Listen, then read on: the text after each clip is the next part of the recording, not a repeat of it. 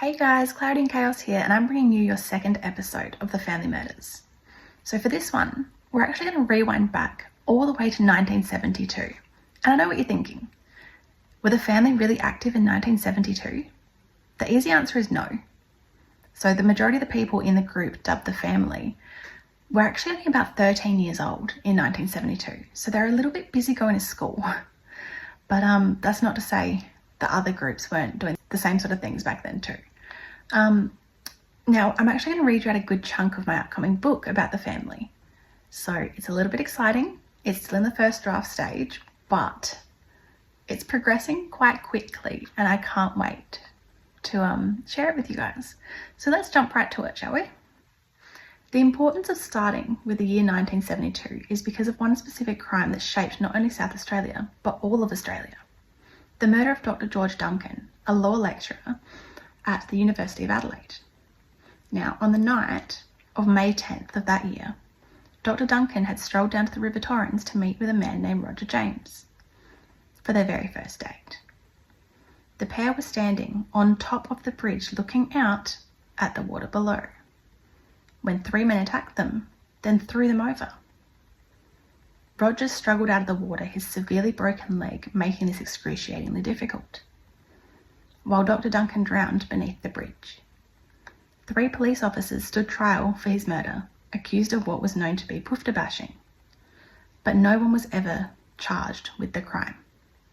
Now, an important note here is that it was actually illegal to be gay when this crime took place. Police were within their rights to arrest and charge homosexual men for the simple fact that they were gay. Did police abuse their power and thoroughly enjoy making these arrests? They sure did. Some more so than others, of course, but times were very different in those days. Now, this is the story that's been told of the case. But what if I were to tell you that a woman, a friend of Roger James, had been there that night with the 3 men responsible? What if I were to tell you that because of her ties into the criminal world and her safekeeping of documents over the years before she passed, that I've been given insight into not only the murder of Dr. Duncan, but other cases too. This woman made lists containing the names of corrupt police while stockpiling information against them to prove it. She made copies of particular reports that no person looking into these cases has ever seen or even heard existed until now. So we're going to rewind that one again, start over with a little bit deeper insight. Dr. George Duncan had strolled down to the River Torrens on the night of May 10th to meet with Roger James for their very first date. They actually met on the water's edge. While walking the path alongside the river, they were approached by 3 men and the woman. 2 of the men attacked Dr. Duncan, while the other went after Roger James. Being that the woman knew Roger, she tried to stop the men from hurting him, giving Roger time to run towards a nearby staircase. The man chased him to the top step, catching him and pushing him down the stairs. Roger's leg was severely broken during the fall. When the man dragged Roger back toward the river to join the others, the woman saw the other 2 men stomping on Dr. Duncan's head, who was face down in the water, trying to get back up. This woman lived in fear for more than a year while she saved up enough money to move interstate, fearing that the men may come after her. Though in that year, she reached out to a certain coroner she had befriended.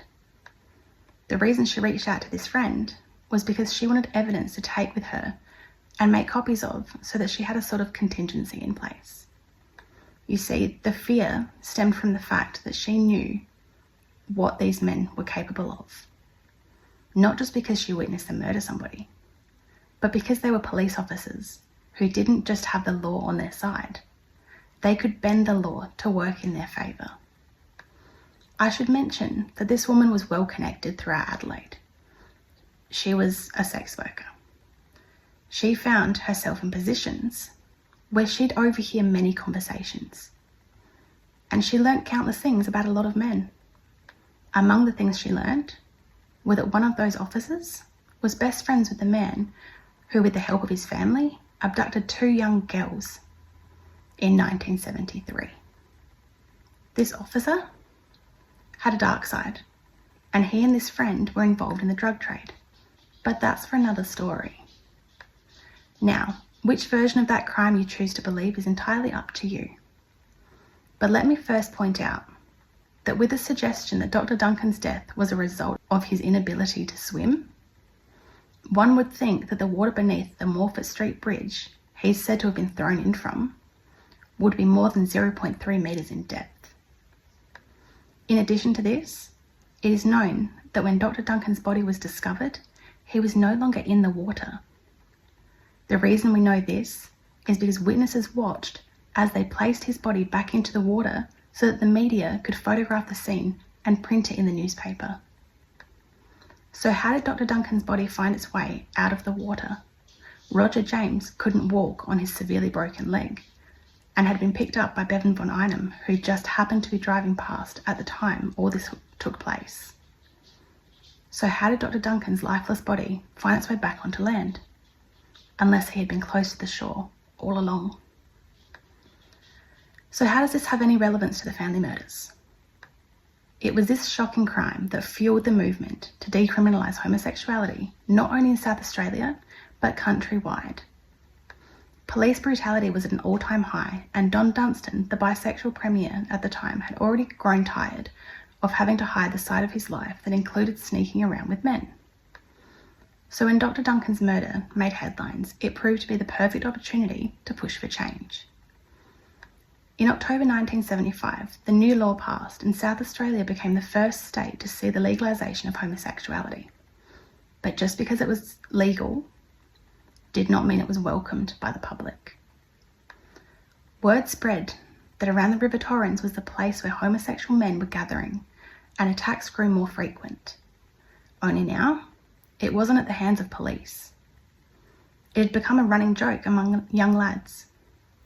Teenage boys would go there in groups just to laugh as they pushed gay men into the shallows.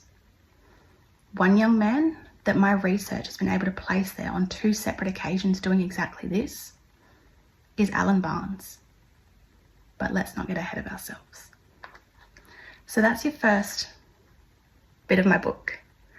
And I hope that kind of explains a little bit about 1972 and how it plays a lot into the fact that this crime was able to take place. Because if not for this, it just wouldn't have happened.